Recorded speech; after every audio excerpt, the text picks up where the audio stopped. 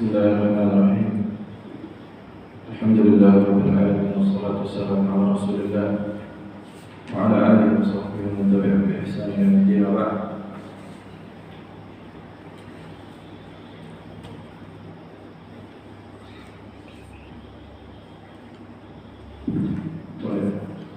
Kemarin sudah kita bahas tentang pembahasan muqaddimat tauhid. Pendahuluan tentang tauhid, bahwa tauhid terbagi menjadi 3: tauhid rububiyah, uluhiyah, dan asma' sifat. Nah, sekarang masuk kepada pembahasan lebih rinci dari yang kemarin tentang tauhid rububiyah. Nah, kata penulis, al-faslul awwal tauhid al-rububiyah. Maknanya, dalilnya dari Al-Quran dan Sunnah dan secara akal dan fitrah. Jadi tauhid rububiyah ditetapkan oleh Al-Quran dan Sunnah dan akal dan fitrah. Baik. Kalau awal ta'rifuhu, definisinya lughatan secara bahasa, ar-rububiyyah masdar min al-fi'l rabba. Yani rabbaba atau rabbaba dalam bahasa Arab, wa minhu ar-rabb. Diambil dari kata rabb bahasa Arab. Rububiyah sifatullah. Kata beliau, rububiyah itu di antara sifat Allah Subhanahu wa ta'ala. Kalau Rabb fi kalam al-Arab, maka Rabb dalam bahasa Arab yutlaqu ala ma'ani, disebutkan dalam beberapa makna. Minha al-malik, di antara maknanya Rabb itu adalah al-malik, yakni pemilik. Dalam bahasa Arab, Rabb itu bisa juga dimaknakan atau diterjemahkan pemilik. Makanya dikatakan Rabbul Bait, artinya yang punya rumah. Rabbul Bait, misalnya Abdullah Rabb li hadzal bait, pemilik rumah ini, Rabbul Bait. Kalau wasayyid al-muta', begitu juga as-sayyid al-muta', yani tuan yang ditaati. Kalau muslih, yang memperbaiki. Nah, begitu ya Allah Subhanahu wa ta'ala. Kenapa dikatakan Rabb? Karena Allah lah yang menciptakan, memiliki, menghidupkan, mematikan, dikatakan Rabb. Adapun istilah, maka secara bahasa Arab atau secara istilah kalau inna tauhid rububiyah huwa ifradullah bi af'alihi. Kata beliau, tauhid rububiyah itu secara istilah, yakni mengesahkan Allah dalam perbuatannya. Dalam perbuatannya, mengesahkan Allah dalam perbuatannya. Artinya, dan di antara perbuatan Allah Subhanahu wa ta'ala memberikan manfaat dan mudarat. Memberikan manfaat dan mudarat. Jadi kita esahkan Allah dalam perbuatan memberikan manfaat dan mudarat. Artinya enggak ada yang bisa memberikan manfaat dan mudarat secara mutlak kecuali Allah. Sudah kita bahas. Adapun makhluk bisa memberikan manfaat dan mudarat itu karena Allah yang berikan kekuatan. Nah, ada hukum sebab dan akibat. Jadi Allah yang ciptakan hukum sebab dan akibat. Dan hukum sebab akibat tidak senantiasa terjadi. Jadi bisa jadi ada sebab, enggak ada akibat. Nah, kalau minha al-khalqu wal-rizqu was-siyadatu wal-in'am wal-mulk wat-taswir. Di antara makna Ar-Rabb itu juga adalah yang menciptakan, yang memberikan rezeki, yang menguasai, yang memberikan nikmat, dan yang membentuk manusia, taswir. Bukan hanya manusia, tapi membentuk alam semesta. Kalau al-ata' wal-man', yang memberikan dan yang menahan, wal-naf' wal-dhar, yang memberikan manfaat dan memberikan mudarat, wal-ihya' wal-imatah, yang menghidupkan dan mematikan, wal-tadbir al-muhkim, begitu juga yang mengatur, wal-qada' wal-qadar, yang mentakdirkan, wa ghairu dzalika min af'alihi allati la syarika lahu fiha. Dan di antara perbuatan-perbuatan yang lain yang tidak ada sekutu bagi Allah di situ. Nah, seperti menghidupkan, mematikan. Tidak ada yang bisa melakukan kecuali Allah Subhanahu wa taala. Walihada fa innal wajib 'ala al-'abdi an yu'mina bidzalika kulli. Yang wajib bagi seorang hamba untuk beriman dalam perkara ini. Hanya Allah lah yang bisa menghidupkan dan mematikan, yang memberikan rezeki, yang mengatur segala perkara. Kemudian dalilnya dari Al-Quran. Yaqulullah Subhanahu wa ta'ala, khalaqas samawati bighairi 'amadin tarawna. Dia Allah yang menciptakan 7 lapis langit tanpa tiang, sebagaimana yang kalian lihat. Wa alqa fil ardi rawasi an tamida bikum wa basta fiha min kulli dabba. Dan membentangkan bumi, menghamparkan bumi, dan tumbuh di situ tumbuh-tumbuhan serta binatang-binatang. Wa anzalna minas sama'i ma'an fa ambatna fiha min kulli zawjin karim. Dan kami turunkan dari langit itu air, artinya hujan, turunkan hujan, dan kami tumbuhkan tumbuh-tumbuhan yang bermacam-macam. Kemudian kata Allah, hada khalqullah, inilah ciptaan Allah. Fa'aruni madza khalaqal ladzina min duni. Maka perlihatkanlah kepadaku apakah ada yang mampu menciptakan selain Allah. Nah, balil zalimuna fi dhalalin mubin. Bahkan orang-orang zalim berada di jalan yang sesat. Qala Allah Ta'ala am khuliqu min ghairi syai'in am humul khaliqun. Subhanallah. Ini di antara dalil yang paling kuat yang menetapkan rububiyahnya Allah. Makanya ketika Sumamah ibn al-Ash'ath, sebelumnya beliau kafir, kemudian diikat sama Nabi di tiang. Kemudian ketika imamnya membaca am khuliqu min ghairi syai'in am humul khaliqun, apakah manusia semua makhluk itu diciptakan tanpa ada yang menciptakannya, atau mereka menciptakan diri mereka sendiri? Sampai katanya kada qalbi an yaqir ila sama, hampir-hampir hatiku terbang saking mendengar agungnya ayat ini. Ya, apakah mungkin manusia diciptakan tanpa pencipta, atau mereka menciptakan diri mereka sendiri? Artinya nggak mungkin manusia terjadi begitu saja, nggak ada yang menciptakan. Atau juga nggak mungkin mereka menciptakan diri mereka sendiri. Berarti dua-duanya ini mustahil. Bahkan orang-orang ateis di antara Stephen Hopkins, ini sebagian kitab-kitab akidah yang kontemporer, ada istilah mereka ulama. Ulama itu orang-orang ilmuwan ya, yang mereka sebelumnya menetapkan bahwa alam semesta ini katanya nggak memiliki permulaan dan nggak memiliki pencipta. Akhirnya mereka berubah, rujuk mereka dari pendapat itu, karena mereka perhatikan nggak mungkin manusia menciptakan diri mereka sendiri, dan nggak mungkin nggak ada yang menciptakannya. Gitu. Karena secara yang pasti yang kita lihat, segala sesuatu itu ada musabbibnya, ada sebab. Misalnya kayak masjid, nggak mungkin masjid ini terjadi begitu saja kan? Pasti ada yang membangun, ada bahan-bahannya. Nah begitu juga lah alam semesta. Nggak mungkin terjadi langit itu begitu saja, matahari terbenam kemudian terbit begitu saja tanpa ada yang mengatur. Makanya sebenarnya saya tidak akan datang pembahasannya wa fi anfusikum afala tubsirun. Kemudian dari sunnah ma rawahu Imam Ahmad wa Abu Dawud min hadits Abdullah ibni Syakhir radhiyallahu ta'ala marfu'an wa fihi as-sayyid Allah tabaraka ta'ala. As-sayyid itu Allah tabaraka ta'ala. Wa qad thabata fi Tirmidzi, telah tetap dari Tirmidzi wa ghairihi anna Nabi alaihi salatu wassalam qala fi wasiyatihi li Ibn Abbas, bahwa Nabi menyebutkan wasiatnya kepada Ibn Abbas sebagai hadis panjang. Kemudian wa'lam anna al-ummah, ketahuilah bahwa seluruh umat law ijtama'a ala an yanfa'uka bi syai'in lan yanfa'uka illa bi syai'in qad kataballahu lahu. Sekiranya seluruh manusia ini berkumpul sepakat untuk memberikan manfaat dengan secuil apapun, maka enggak akan bisa memberikanmu manfaat dengan secuil apapun kecuali apa yang Allah telah tuliskan untuk. Subhanallah.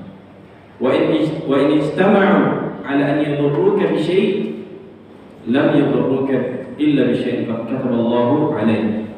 Begitu juga mudarat. Sekiranya seluruh manusia ingin memberikan mudarat, melukaimu, tak akan pernah bisa melukaimu kecuali apa yang Allah tuliskan atasmu. Dan inilah akidah para anbiya. Begitu juga Nabi Musa alaihissalam, Nabi Hud, mereka menantang kaumnya untuk memberikan mudarat. Maka mereka enggak takut karena semua ditulis oleh Allah. Rufi'at al-aqlam wa jaffat as-suhuf. Maka pena-pena catatan takdir itu telah terangkat dan tinta telah mencair. Itulah Lauhul Mahfuz. Jadi ada takdir yang seluruh alam semesta ini telah Allah ciptakan dan Allah takdirkan. Sampai subhanallah, tempat duduk kita sekarang Allah sudah tahu di surga atau neraka. Kita sekarang sudah ditulis namanya di surga atau neraka. Makanya kata Nabi SAW, "Ma minkum min ahadin illa qad kataballahu maq'adahu minal jannati aw minan nar." Tidak ada salah seorang di antara kalian kecuali Allah telah tuliskan tempat duduknya. Maq'adahu, sudah dibooking di mana posisinya, di surga atau neraka. Nah, kemudian apa kata para sahabat? Kata para sahabat, "Bagaimana amal ya Rasulullah?" Terus apa kita beramal? Kemudian kata Nabi SAW, "I'malu fa kullun muyassarun lima khuliqa lahu." Maka beramal salehlah, karena semua orang dimudahkan untuk apa dia diciptakan, ditakdirkan. Nah, kemudian dalalatul aql, adapun dalil secara akal. Qala dalalatul aql ala wujudillah. Atau dalal aqlu ala wujudillah. Maka akal manusia itu menetapkan adanya Allah. Menetapkan adanya Allah, atau secara umum lagi menetapkan adanya pencipta. Cuma masalahnya orang-orang ateis enggak menetapkan pencipta itu Allah sebagaimana kita yakini. Kalau kita lebih tarik keluar, sampai orang-orang ateis pun menetapkan ada pencipta, tapi enggak mereka tetapkan pencipta itu Allah yang kita yakini. Pokoknya ada pencipta, siapa? Tidak tahu mereka, bingung mereka. Nah, ini yang perkara disepakati secara akal bahwa alam semesta ini ada pencipta. Bedanya orang Islam menetapkan pencipta Allah, karena hanya Allah yang menciptakan, maka Allah yang wajib diibadahi. Beda dengan orang ateis yang kebingungan siapa menciptakan, karena nggak punya apa, nggak punya dalil, nggak punya rujukan Al-Quran dan Sunnah yang mengarahkan akal mereka. Makanya nggak ada kontradiksi antara Al-Quran dan Sunnah dan akal. Jadi di dalam syariat, di dalam keyakinan, di dalam akidah nggak ada kontradiksi dengan akal. Bahkan akal itu menuntun, bahkan syariat, dalil Al-Quran dan Sunnah menuntun akal manusia supaya nggak kelewatan batas. Nah, qala rahimahullah, dalla al-aql ala wujudillah ta'ala wa infiradihi bi rububiyyah wa kamal qudratihi ala al-khalqi wa saytaratihi alaihim. Jadi akal manusia menetapkan bahwa Allah ini maha sempurna dalam menguasai, dalam kemampuannya, dalam menciptakan seluruh makhluk. Wa dzalika an-nazar wa tafakkur fi ayatillahi ad-dallah alaihi. Bagaimana cara kata beliau memperhatikan dan memikirkan ayat-ayat Allah. Ayat Allah itu kan terbagi dua, ada ayat kauniyah, ada ayat syar'iyyah. Ayat syar'iyyah ini yang kita baca, Al-Quran, Sunnah, ini ayat syar'iyyah. Adapun ayat kauniyah yang Allah ciptakan, yang Allah ciptakan. Makanya ayat itu kan artinya alam, tanda. Nah, artinya tanda bahwa adanya Allah, ada yang menciptakan. Kalau dinazar fi ayatillahi wal istidlal biha ala rububiyyatihi turuq katsiratun bihasab tanawwu' al-ayat wa ashmariha tariqat. Kata beliau, ada banyak cara menetapkan kerububiyahan Allah, dan di antaranya yang pertama at-tariqul awwal an-nazaru fi ayatillahi fi khalqi an-nafsi al-bashariyah. Yang pertama melihat ayat Allah dalam penciptaan manusia, dalam penciptaan manusia. Kalau huwa ma yu'rafu bi dalalati al-anfus. Itu yang dikenal dengan dalil diri, artinya jiwa-jiwa manusia itu memiliki tanda-tanda kebesaran Allah. Kalau an-nafsu ayatun min ayatillahi al-'azimah, maka jiwa manusia, diri manusia itu di antara ayat Allah yang paling besar. Ad-dal ala tafarrudillah wahdahu birububiyyati la syarika lah. Yang menunjukkan bahwa bersendirinya Allah dalam menciptakan dan menghidupkan, mematikan manusia. Kama qala ta'ala wa fi anfusikum afala tubsirun. Sebagaimana Allah katakan, dan di dalam diri-diri kalian itu ada tanda-tanda kebesaran Allah. Afala tubsirun. Kenapa enggak kalian perhatikan? Wa qala ta'ala wa nafsin wa ma sawwaha. Dan demi jiwa manusia, di mana Allah bersumpah dengan jiwa manusia, menunjukkan ini sesuatu yang besar. Wa ma sawwaha, dan apa yang Allah sempurnakan. Wa lihadza law anna al-insan am'ana an-nazar fi nafsihi wa ma fiha min ajaib sun'illah. Sekiranya manusia memperhatikan pandangannya, memperhatikan dirinya, dan memperhatikan keajaiban ciptaan Allah, la arsyadahu dzalika ila anna lahu rabban khaliqan hakiman khabira. Maka pasti dia akan tertunjuki dan menemukan bahwa adanya Allah Rabb, pencipta yang sempurna, yang maha mengetahui. Kenapa ini? La yastati'u insan, karena enggak mampu seorang manusia an yakhluqa an-nutfata allati kana minha. Subhanallah. Enggak mungkin manusia bisa mampu menciptakan nutfah, hanya menciptakan benih sel sperma yang ada dalam diri. Yang dari kita saja kita nggak bisa atur diri kita. Jangankan itu, kita nggak bisa memberhentikan detak jantung kita. Ada yang bisa memberhentikan detak jantung. Ini menunjukkan bahwa mungkin diri manusia itu nggak ada yang mengatur. Cuma kalau orang kufar kata mereka, saraf yang terjadi dari otak. Tapi otak manusia siapa yang mengatur? Kalau bukan Allah. Nah, atau an yuhawwiluha ila 'alaqah, atau dari sperma tadi dibuat menjadi benih. Tidak bisa. Tidak bisa orang mengatur itu. Memilih laki-laki, perempuan, tidak bisa. Atau yuhawwilul 'alaqah ila mudghah, atau dari benih tadi menjadi gumpalan, dari embrio. Atau yuhawwil mudghah idhaman, dari embrio tadi memiliki tulang. Atau yaksu al-idhama lahman, atau ini menciptakan daging yang ada pada janin misalnya. Nggak bisa memilih mukanya, oh mau pengen mirip sama ayahnya, nggak bisa kan manusia di situ. Ini menunjukkan kebesaran Allah Subhanahu wa taala. Qala at-tariq ats-tsani, metode yang kedua, an-nazar fi ayatillahi fi khalqi al-qawl, maka memperhatikan ciptaan Allah yang di luar, yang di luar jiwa manusia tadi. Aw ma yu'rafu bi dalalatil afaq. Jadi setiap ufuk itu ada ayat Allah, ada tanda-tanda kebesaran Allah. Wa hadhihi kadzalik ayatun min ayatillahi al-'azimah adalla 'alaihi aw 'ala rububiyyatihi. Ini juga menunjukkan kebesaran dan kerububiyahannya Allah. Qala Allah Ta'ala sanurihim ayatina fil afaq, dan akan kami perlihatkan mereka ayat-ayat kami, tanda-tanda kebesaran kami di setiap ufuk. Setiap ufuk apa maksudnya? Apa makna ufuk? Setiap sudut langit, ya kan? Nah, setiap sudut langit artinya setiap dari ujung ke ujung ada ufuk barat, timur. Nah, wa fi anfusihim, dan pada diri-diri mereka, hatta yatabayyana lahum annahu al-haq, sampai jelas bagi mereka bahwa hanya Allah lah yang hak. Awalam yakfi bi rabbika annahu ala kulli syai'in syahid. Enggak cukupkah bagi mereka bahwa Allah Maha menyaksikan?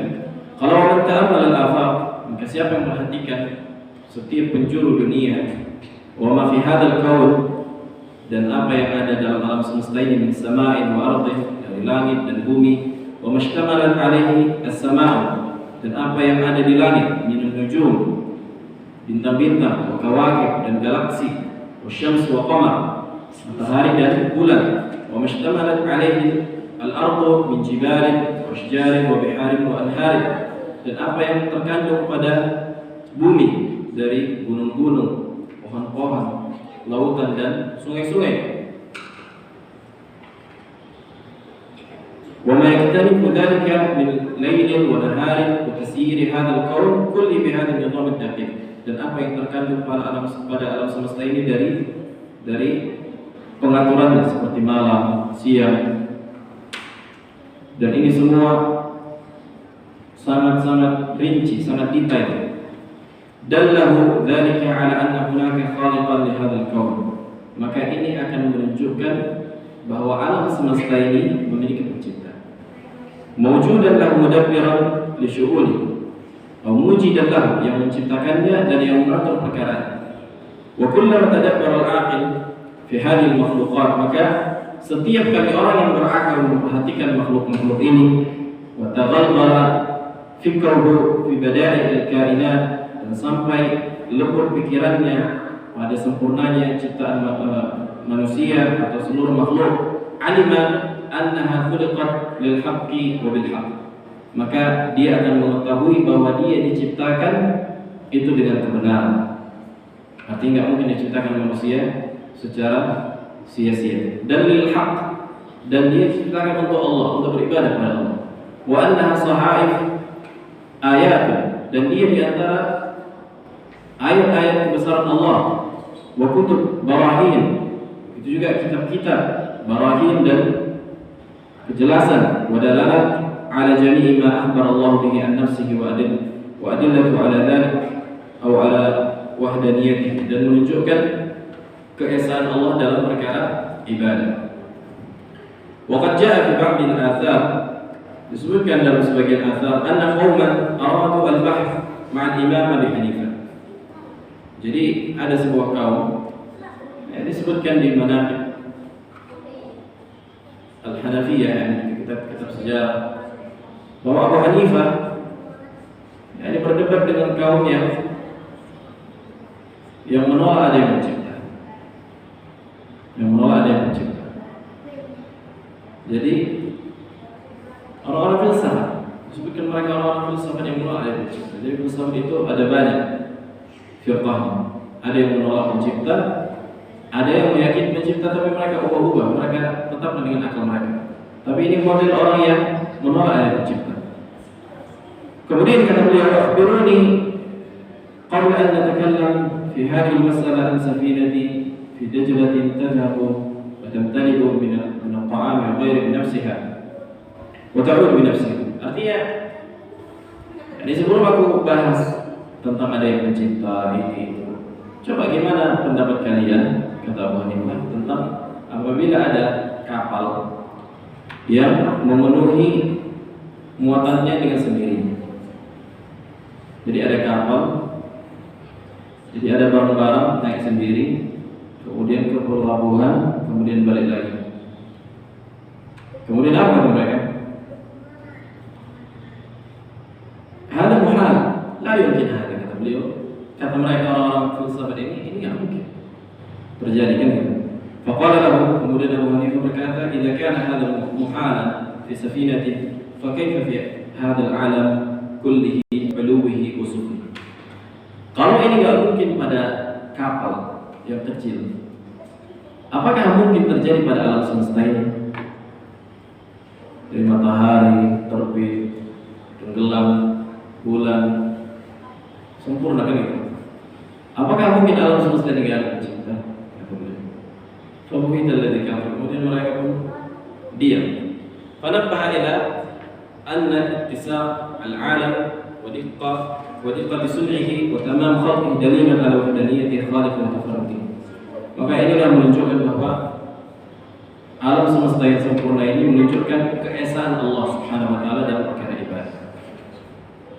Nah, kemudian mabahas yang kedua, penjelasan tentang penetapan tauhid rububiyah saja. Jadi orang mengetahui adanya hanya Allah yang menciptakan, itu enggak cukup memasukkan dia ke dalam Islam, enggak cukup memasukkan dia ke dalam Islam, dan enggak cukup menghalangi dia, menyelamatkan dia dari neraka. Siapa yang tauhid rububiyahnya saja dia mengatakan Allah yang menciptakan, menghidupkan, mematikan, tapi dia beribadah kepada selain Allah, maka peribadatannya kepada selain Allah membatalkan tauhid rububiyahnya tadi. Nah, qala al-mu'allif inna tauhid rububiyah, sesungguhnya tauhid rububiyah. Jadi tauhid rububiyah itu kan sifatnya teori. Ini mengetahui adanya Allah, mengikrarkan adanya pencipta, hanya Allah yang memberikan manfaat dan mudarat ila akhirih. Huwa ahad anwa' tauhid as-salatah yang mutaqaddam. Ini di antara 3 jenis tauhid yang sudah kita jelaskan. Walihada fa innahu la yasih imanu ahadin wa la yatahaqqaqu tauhiduhu illa idza wahada Allah fi rububiyyah. Maka enggak benar iman seseorang, enggak sah iman seseorang dan tidak teraplikasi tauhidnya sampai dia mengesahkan Allah dalam perkara rububiyah tadi. Ini yang pertama kan itu. Lakin hadha an-naw' min at-tauhid laysa huwa al-ghayah. Kata beliau, ini bukan tujuan utama. Jadi kita tahu siapa yang menciptakan, menghidupkan, mematikan, ini bukan tujuan utama gitu. Bukan ini tujuan utama yang Allah inginkan dari manusia, hanya sebatas sudah tahu yang menciptakan Allah, menghidupkan, sudah sampai situ. Enggak. Laisa huwa al-ghayah min bi'tsati ar-rusul alaihi salam. Wa la yunji wahdahu min 'adzabillahi ma lam ya'ti al-'abdu bilazimihi tauhid al-uluhiyah. Maka itu enggak akan menyelamatkan seseorang dari azab Allah sampai dia mendatangkan tauhid yang konsekuensi dari tauhid rububiyah tadi adalah tauhid al-uluhiyah.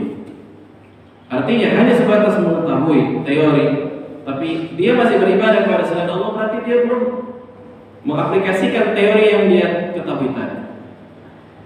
Kan dia tahu meminta yang memberikan manfaat hanya Allah, tapi kok dia minta sama wali, kok dia minta sama jin, sama pohon, berarti ada yang salah dengan teori yang teraplikasi dalam otaknya tadi. Ada yang salah, berarti ada yang koslet. Nah, itulah yang jatuh pada kekufuran. Melihat qala Allah. Makanya Allah berkata, "Wa ma yu'minu aktsaruhum billah illa hum musyrikun."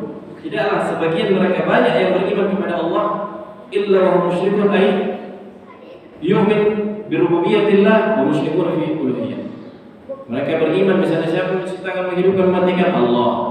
Tapi siapa yang berhak diibadahi bukan cuma Allah, tapi minta juga ke kuburan, minta juga ke wali. Inilah yang dilakukan kaum musyrikin di zaman Nabi SAW.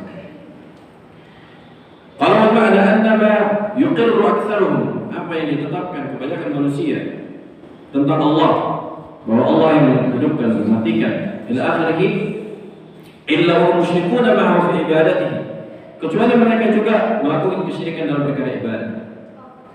Nah, dari awthan, dari berhala-berhala atau patung yang disembah selain Allah.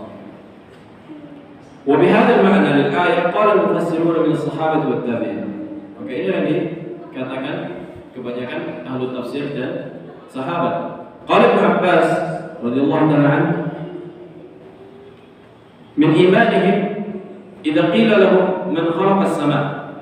Jadi ayat tadi kan di surah Yusuf, wa ma yu'minu aktsaruhum billah, tidaklah kebanyakan manusia di zaman itu illa hum musyrikun, kecuali mereka melakukan kesyirikan.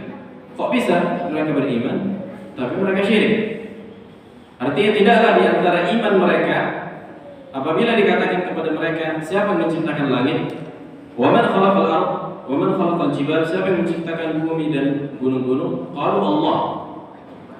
Mereka katakan Allah. Wa hum musyrikun.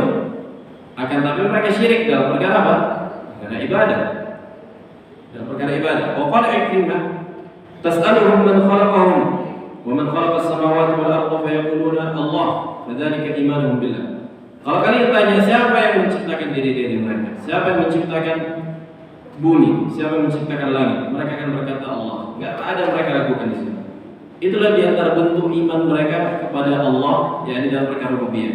Wa hum ya'buduna ghairahu, akan tapi mereka beribadah kepada selain Allah. Wa qala Mujahid, imanuhum, di antara bentuk imannya mereka kepada Allah, qauluhum, ucapan mereka yang mengatakan Allahu khaliquna, Allah lah yang menciptakan kita, wa yarzuquna, yang memberikan rezeki kita, wa yumituna, yang mematikan kita, fahada imanun ma'a syirki ibadatihim ghairah. Inilah iman bentuk iman mereka, akan tetapi mereka syirik dalam perkara ibadah. Nah, wa qala Abdurrahman ibn Zaid ibn Aslam ibn Zaid qala laysa ahadun ya'bud ma'a Allahi ghairahu illa wa huwa mu'min billahi. Jadi enggak ada seorang pun yang menyekutukan Allah kecuali dia beriman kepada Allah. Apa bentuk imannya? Wa ya'rifu anna Allaha rabbuh. Dia tahu bahwa Allah yang menciptakannya, Rabbnya. Wa anna Allaha khaliquhu wa raziquhu wa huwa yusyriku bihi. Tapi dia melakukan kesyirikan dalam perkara ibadah. Nah, dan nas dari salaf ada banyak yang mengucapkan makna yang semisal dengan tadi. Sebagaimana Allah katakan, "Wa la in sa'altahum man khalaqa as-samawati wal arda wa sakhkhara asy-syamsa wal qamara la yaqulunna Allah fa anna yufakun." Kalau kalian bertanya kepada mereka orang musyrikin, siapa yang menciptakan langit, bumi, siapa yang menundukkan matahari, bulan, mereka pasti benar-benar akan mengatakan, la yaqul lam itu litaukid, nur litaukid dalam bahasa Arab, benar-benar mereka akan katakan dan tidak ragu mereka mengatakan Allah. Fa anna yufakun. Kok bisa mereka dipalingkan dari beribadah kepada Allah? Wa qala ta'ala, wa la in sa'altahum man nazzala minas sama'i ma'an fa ahya bihi al-ardha min ba'di mawtiha la yaqulunna Allah qul alhamdulillahi bal aktsaruhum la ya'qilun. Kalau kalian bertanya kepada mereka, siapa yang menurunkan air dari langit? Siapa yang menghidupkan bumi, yang menumbuh-numbuhkan tumbuhan setelah sebelumnya gersang? Mereka benar-benar akan berkata Allah. Maka katakan alhamdulillah. Bal aktsaruhum, dan kebanyakan mereka enggak berakal. Kenapa bentuk enggak berakal mereka? Karena kok bisa mereka meyakini yang memberikan manfaat dan mudarat, yang menghidupkan, mematikan hanya Allah, tapi kok bisa mereka ibadah selain Allah? Ini bentuk ketidakberakalan mereka. Nah, bal aktsaruhum la yaqilun. Kebanyakan mereka enggak berakal. Apa bentuk enggak berakalnya? Itu tadi, karena dia yakini hanya Allah yang memberikan manfaat, mudarat, menghidupkan, mematikan. Tapi kalau bisa mereka minta selain Allah, kok bisa mereka takut kepada selain Allah? Nah, wa qala ta'ala wa la in sa'altahum man khalaqahum la yaqulunna Allah fa anna yufakun.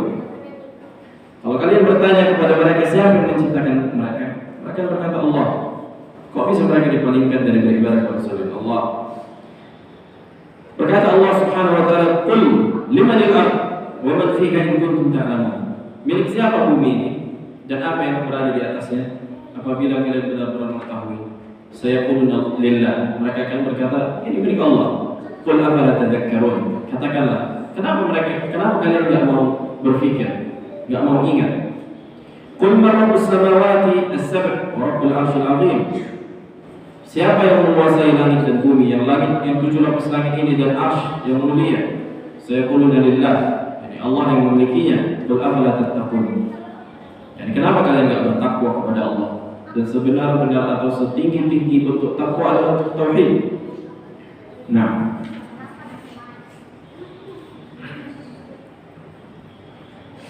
kemudian mazahir al-inhiraf fi tauhid rububiyah. Jadi ada muncul penyimpangan dalam perkara tauhid rububiyah. Sebagaimana disebutkan bahwa tauhid rububiyah itu ditetapkan oleh Alkitab, was-sunnah, wal-fitrah, wal-aql. Al-aql oleh kita bahasa fitrah. Sampai kata para ulama. Jadi setiap manusia di muka bumi ini yang punya agama, secara fitrahnya dia punya ada sembahan. Jadi ada sembahan. Jadi memang udah fitrah manusia pengen ada yang disembah. Udah tabiat manusia itu ada yang mau disembah gitu. Cuma masalahnya mereka ini ketika nggak mendapatkan atau ketika mereka di atas kesesatan, mereka sembahlah sesuatu yang sesuai dengan hawa nafsu, yang sesuai dengan nenek moyang. Makanya kalau di kampung-kampung istilahnya ada istilahnya agama wiwitan. Dari orang Sunda, Bandung ada istilahnya wiwitan tuh. Kalau di sini apa? Kalau orang Jawa kan ada kejawen, kalau salah kan? Ya, yang semisal dengan itu agama nenek moyang. Jadi fitrah mereka pengen punya ada sembahan. Ada yang mereka sujud, ada yang mereka ibadahi, ada yang mereka sajikan sesajen. Ini kan fitrah mereka. Ada kepuasan jiwa, ada kepuasan di sini ketika orang beribadah. Nah, maka ini fitrah manusia.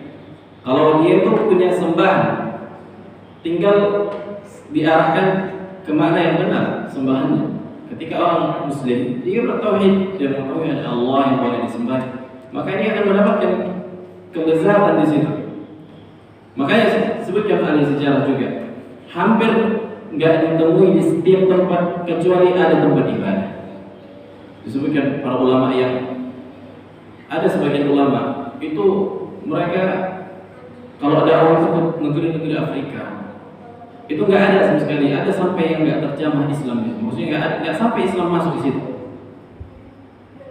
Ada banyak ulama yang menulis kitab itu sampai kata mereka, tidaklah kami dari benua Afrika, Eropa, mereka dakwah pelosok-pelosok, benar-benar pelosok, tidaklah kami dapati di situ kecuali ada tempat ibadah. Bisa jadi nggak ada sekolah, nggak ada rumah sakit, nggak ada yang lain-lain, tapi ibadah ini wajib, tempat ibadah ini wajib ada. Kata mereka, itu menunjukkan apa? Fitrah manusia tadi pengen ada sembahan.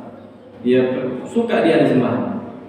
Nah, kemudian dalam perkara rububiyah ini juga ada penyimpangan manusia. Yang pertama, juhdu rububiyatillahi aslan. yakni mengingkari kerububiyyah Allah secara asal. Wa ingkar wujudihi subhanahu. Jadi mengatakan enggak ada pencipta. Yani mengingkari kerububiyahan pencipta secara asal, secara mutlak. Yang dia bilang enggak ada sebenarnya pencipta. Walaupun ini fitrahnya menolak kan gitu, cuma akan tapi kesombongannya. Kata mereka enggak ada pencipta. Terus kalian kalau mati gimana?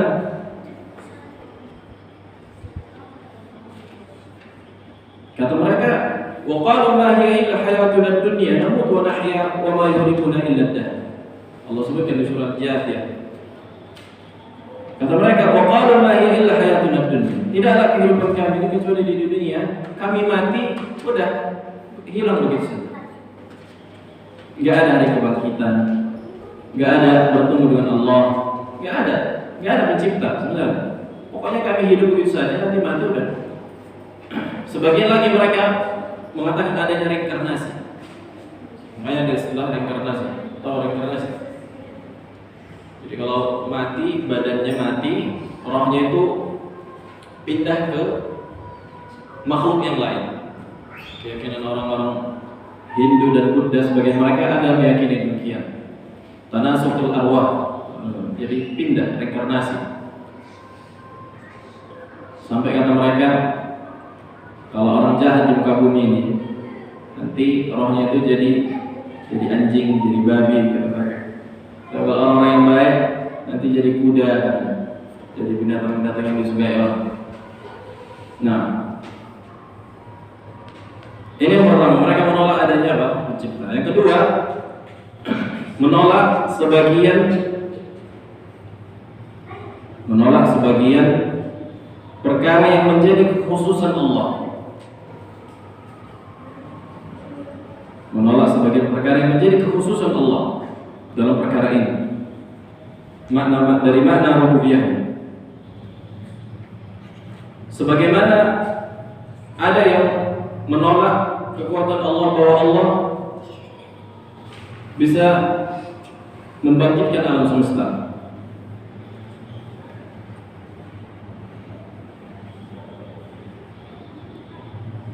Inilah yang menyimpang dalam perkara rububiyah.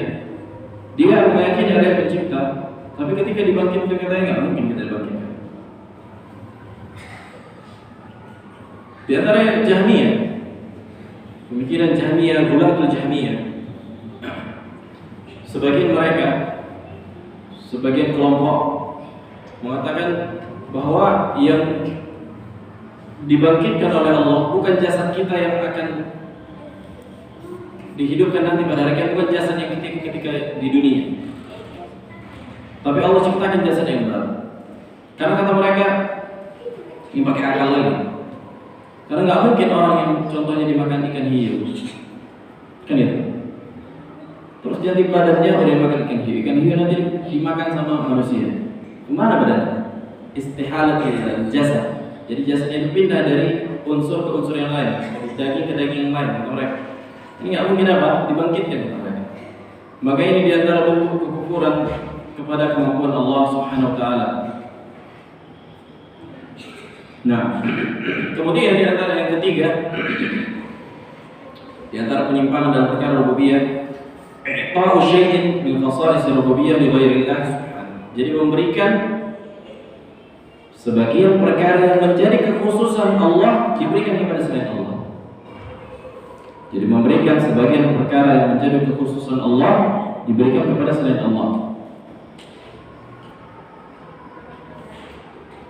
Contohnya tadi, menghidupkan, mematikan. Siapa yang meyakini ada selain Allah yang menghidupkan, mematikan, maka dia telah terjatuh pada kekufuran dalam perkara rububiyah. Siapa yang bisa meyakini bahwa ada yang bisa memindahkan matahari dari barat ke timur, dari timur ke barat selain Allah, maka dia telah jatuh pada perkara rububiyah, yang kesyirikan dan kekufuran dalam perkara rububiyah. Nah, sudah ada. Supaya في soal, ada pertanyaan?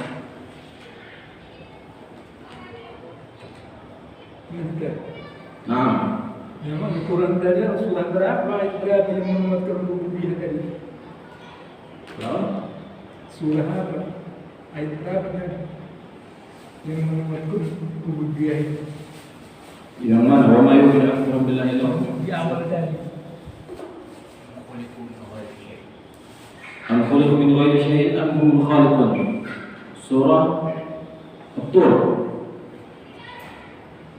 Yang pertama, khalaqas samawati ila akhir, surah Luqman ayat 10, 11 sampai 11. Kemudian am khuliqu min ghairi syai'in am hum khaliqun, surah At-Tur ayat 35.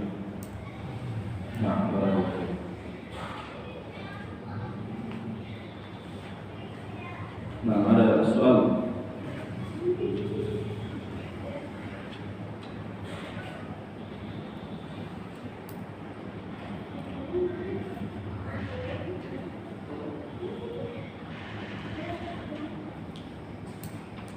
Ustaz, masalah penyimpangan tadi Ustaz ini. Apakah karena memang kita gunakan ini orang-orang ini seperti ini menggunakan akal atau ada agama lain yang mempunyai dalil di dalam kitab-kitab mereka seperti itu? Dua-duanya.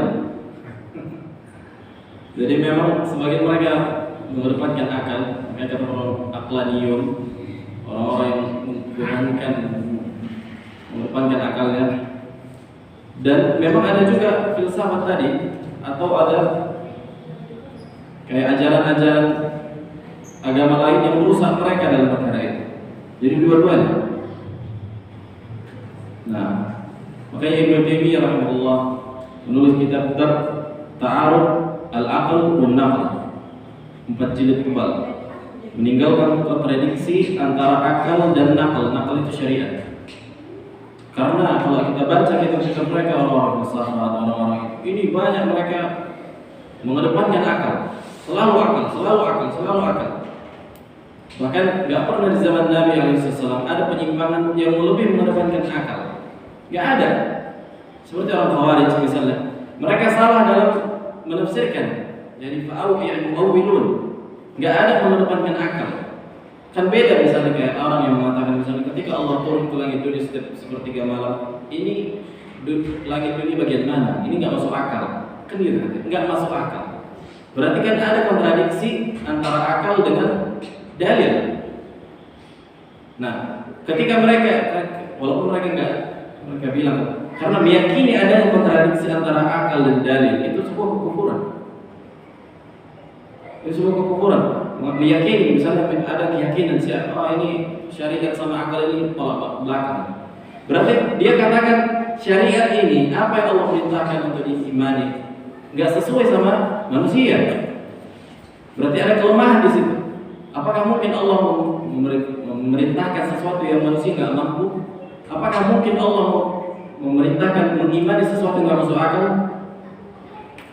Ente iman bisa antum imani perkara ini, tapi ini nggak masuk akal. Gimana caranya? Ini taklif la yutaq kata para ulama. Itu membebani sesuatu yang nggak mampu manusia. Sementara dalam syariat la yukallifullahu nafsan illa wus'aha. Nggak ada sesuatu yang diperintahkan kecuali manusia mampu melakukannya. Nah, ketika mengatakan akal kontradiksi dengan dalil, berarti kita mengatakan kita mau beriman dalam perkara ini, tapi nggak mampu kita karena nggak masuk akal kita, kan gitu. Harusnya dia aja yang dia bilang. Tapi kalau dia bilang semua akal manusia nggak ada yang mampu, hatta akal Nabi alaihissalam, berarti ada unsur menghinakan syariat. Nah,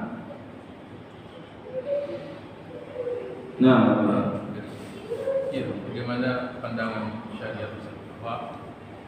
Kalau kita belajar dulu ya, manusia purba itu kan manusia tua, dengan tropos atau sejenisnya itu adalah apa namanya? Ya, dideskripsikan atau digambarkan seperti itu, tidak berpakaian lengkap ala kadarnya, dan mereka punya sistem kepercayaan yang Allah alam. Tapi dalam syariat kita kan kita meyakini bahwa manusia yang pertama diturunkan ini adalah Adam alaihissalam, dan ketika Nabi yang diturunkan tentu Allah sudah memberikan kepada Nabi ini tata cara yang bagus untuk hidup di dunia ini, cara berpakaian, cara muamalah dan seterusnya.